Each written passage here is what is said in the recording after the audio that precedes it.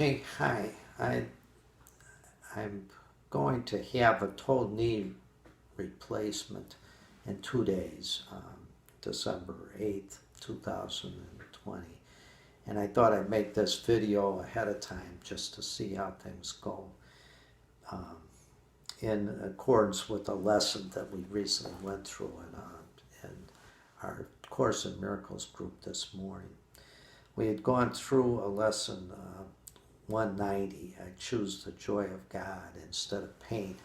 And I'm just wondering if this lesson is going to help me deal with the pain of my total knee replacement, which I've heard is pretty painful afterwards. Anyway, I'll tell you a little bit about my knee and how this all originated. I started jogging back in my 30s, early 30s. It was in response to a situation which I was undergoing where I didn't know exactly what I wanted to do in my life. And I read a book called Positive Addiction by a psychologist who said that jogging is probably the best way that you can utilize to get your head straight. You get the same effect as you got in meditation, but it was more sure. The repetitive motion of jogging had a tendency to put your mind kind of to sleep or in that meditative state, but not completely asleep because you'd run into something if you didn't.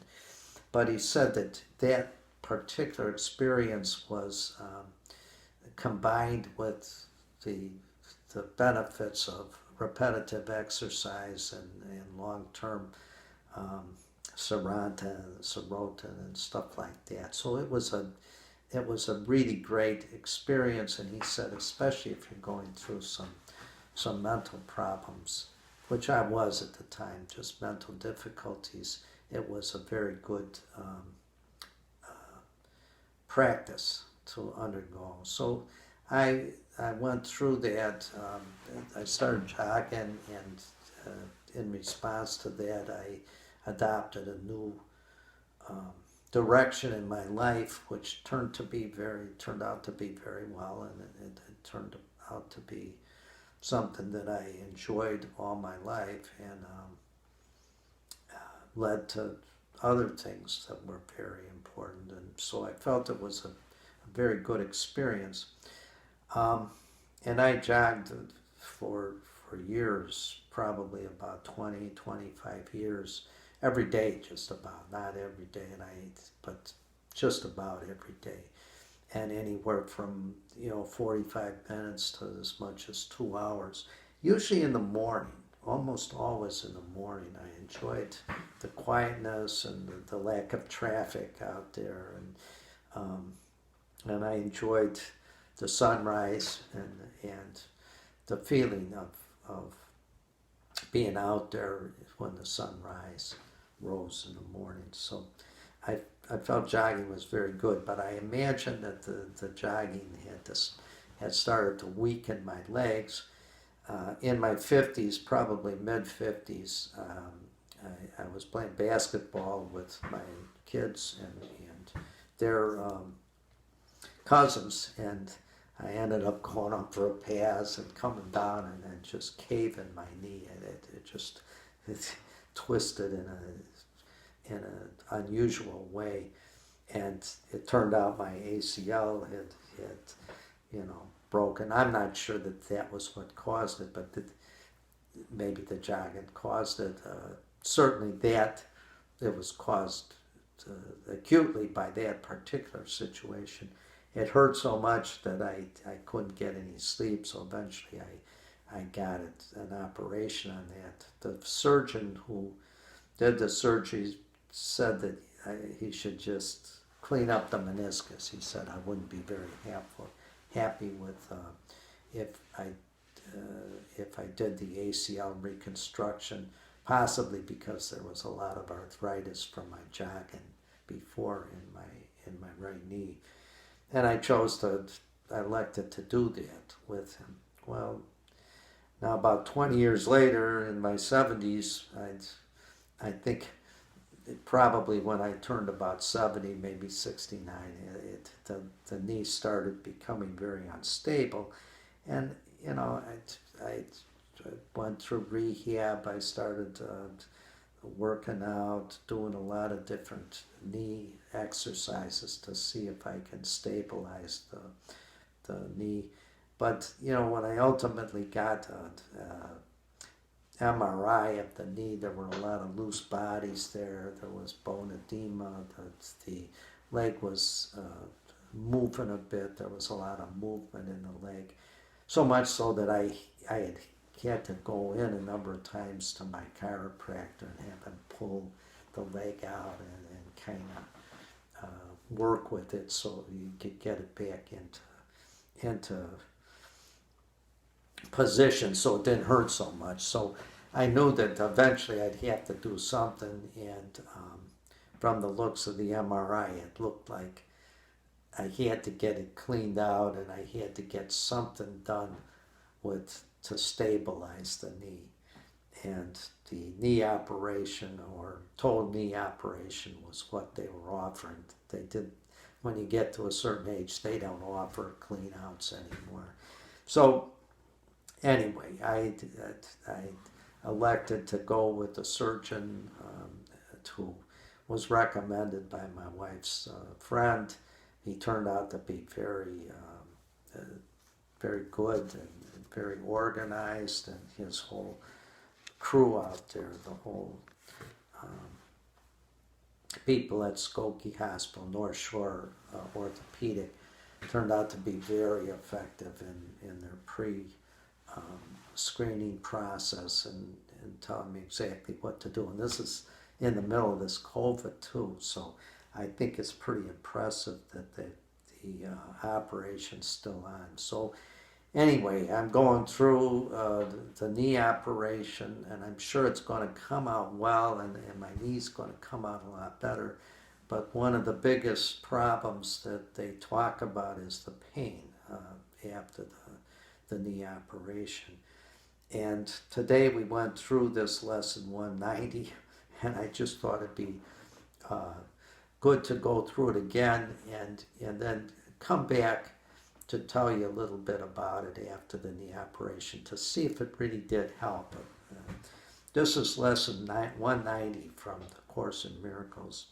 I choose the joy of God instead of pain. It says, pain is a wrong perspective.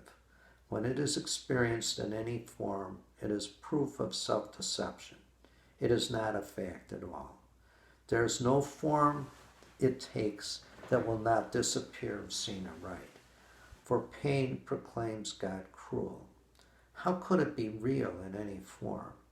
It witnesses to God the Father's hatred of his Son, the sinfulness he sees in him, and his insane desire for revenge and death.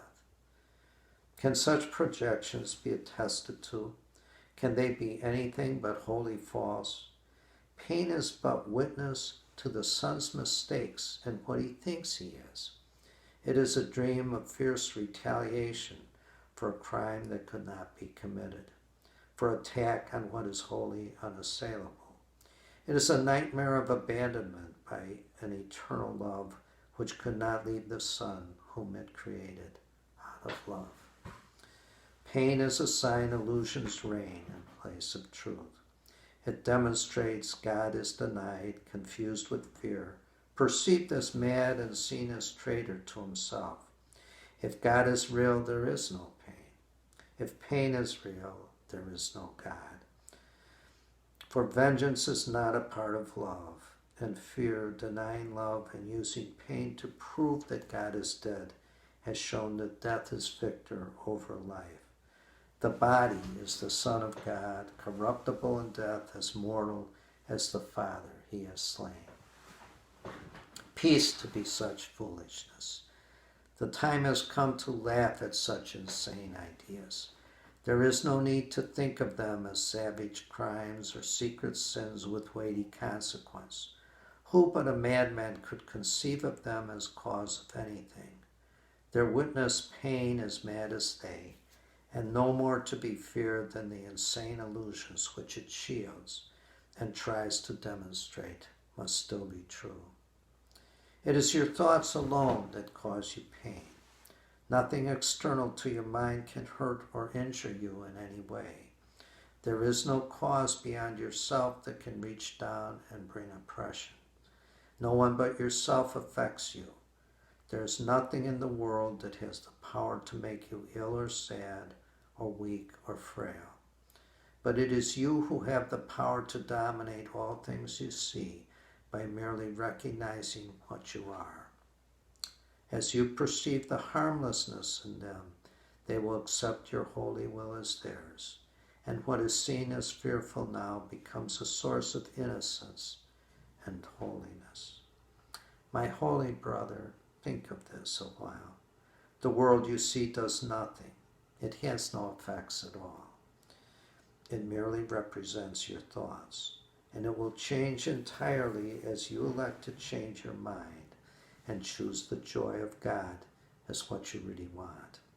Yourself is radiant in this holy joy, unchanged, unchanging, and unchangeable forever and forever. And would you deny a little corner of your mind its own inheritance and keep it as a hospital for pain, a sickly place where living things must come at last to die? The world may seem to cause you pain, and yet the world, as causeless, has no power to cause. As an effect, it cannot make effects. As an illusion, it is what you wish. Your idle wishes represent its pains. Your strange desires bring it evil dreams. Your thoughts of death envelop it in fear, while in your kind forgiveness does it live. Pain is the thought of evil taking form and working havoc in your holy mind. Pain is the ransom you have gladly paid not to be free. In pain is God denied the Son he loves. In pain does fear appear to triumph over love, and time replace eternity in heaven. And the world becomes a cruel and a bitter place, where sorrow rules and little joys give way before the onslaught of the savage pain that waits to end all joy and misery. Lay down your arms and come without defense into the quiet place where heaven's peace holds all things still at last. Lay down all thoughts of danger and of fear. Let no attack enter with you. Lay down the cruel sword of judgment that you hold against your throat, and put aside the withering assaults with which you seek to hide your holiness. Here will you understand there is no pain. Here does the joy of God belong to you. This is the day when it is given you to realize the lesson that contains all of salvation's power. It is this: pain is illusion, joy reality. Pain is but sleep, joy is awakening. Pain is deception, joy alone is truth. And so again we make the only choice that can ever be made. We choose between illusions and truth, of pain and joy, or hell and heaven. Let our gratitude unto our teacher fill our hearts, as we are free to choose our joy instead of pain, our holiness in place of sin, the peace of God instead of conflict, and the light of heaven for the darkness of the world. So, with this lesson in mind, I'm going into my total knee replacement and hoping that it will help me through any pain that I experience subsequent to that. And I'll kind of get back to you after the operation to see how well it works. But this is a practical lesson that we learn from the Course in Miracles, and maybe we can see from this, or I can see from this, and help others to see if it really works. And I'm confident that it will. I feel very strongly that I'm going to come through this operation with as little pain as possible and with a very good result. So we'll see how it goes. I will get back to you on this. Thank you.